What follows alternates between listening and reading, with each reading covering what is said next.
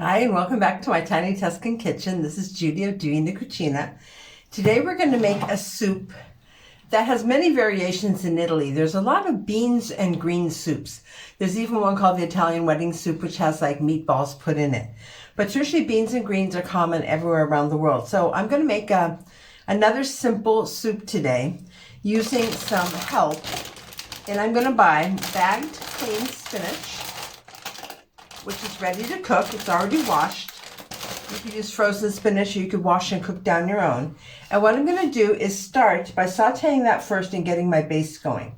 Now, we traditionally cook spinach with garlic or leeks, and I have today one of these giant garlic cloves. It's called garlic from the Val d'Orcia, and it's actually not really garlicky. To me, it's more like a leek. Okay, so I'm going to use that as my base. They're just absolutely huge.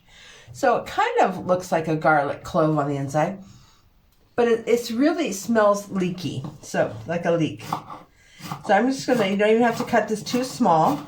I'm going to turn the heat on my pan, and I'm going to, again, like I normally do, is to add my savory ingredients before the oil gets too hot, because I don't want them to burn. I want them to infuse the oil. Okay, so we'll start with this, and then once I started getting, I can smell like the fragrance that comes from this giant garlic. Again, you can use garlic or leeks, whatever you like.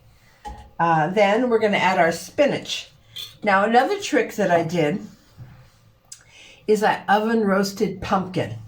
So I bought this pumpkin here. It's called a deliziosa, which I think in America it could be like a curry, K-U-R-I, and they usually have a darker edible outside to them, so you don't even have to peel them to roast them. And I just drizzled with oil, and then I sprinkled with a little bit of salt, and that's it. I oven roasted them for an hour.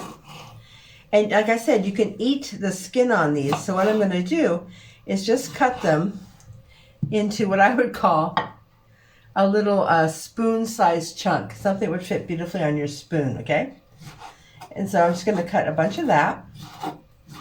I love this oven-roasted pumpkin. It's so easy to do. You can puree it to be a soup on its own, but I think that roasting it intensifies the flavor instead of just boiling it or cooking it directly in a soup raw. Like in northern Italy, they put it in their minestrone. Pumpkin's a part of the minestrone too. So, like I said, beans and greens. So a minestrone would have kale usually and spinach in it, and maybe even chard. So I think this is going to be enough for the two of us. And again today, because someone was saying it's hard to find dry beans to cook sometimes, I'm using 2 cups of the canned borlotti. So you'll see how we're going to build this soup now. So I can hear my garlic now sauteing. So that's really releasing its flavor. And you know how spinach just becomes nothing.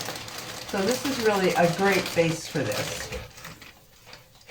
I'm going to add it in here and do like a whole pot of spinach, because I really kind of want that to be the base of my soup. And I'm going to cover this with a lid and let it pan steam.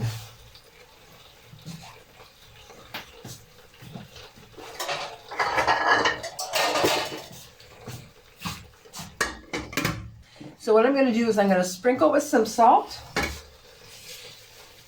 cover it, and let it steam. We'll be back in a minute. Okay, so that was a quick, like a 10-minute cook.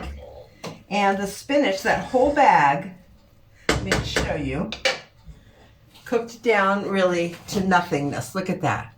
So this is beautiful with that, the Tuscan garlic, the giant garlic.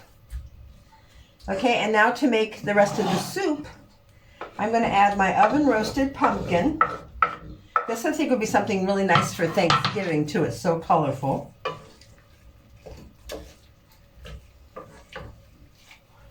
And we're going to add 2 cups of the borlotti beans. Now, if I had my homemade bean broth, I would add my bean broth to this. You could also, if you wanted to, make a tomato base, but I think this is so much prettier if you just use a water. Or if you want to, you could use a chicken broth, but already going to have the garlic and olive oil infused broth. The spinach gave off its own water and the pot liquor at the bottom from cooking that. So we just really need water. I'm going to add 2 cups. So we have a brothy kind of version. And now I'm just going to let this stew together to blend all the flavors. And I'll show you. So here we have the base of our beautiful spinach, pumpkin, and bean soup. Look at that. So you see it's got just enough broth in there. And you could tell by the color of the broth, that's not just water. So we've got the vegetation juices from the spinach that it gave off. It's infusing with the garlic and the olive oil. We added a pinch of salt to the spinach.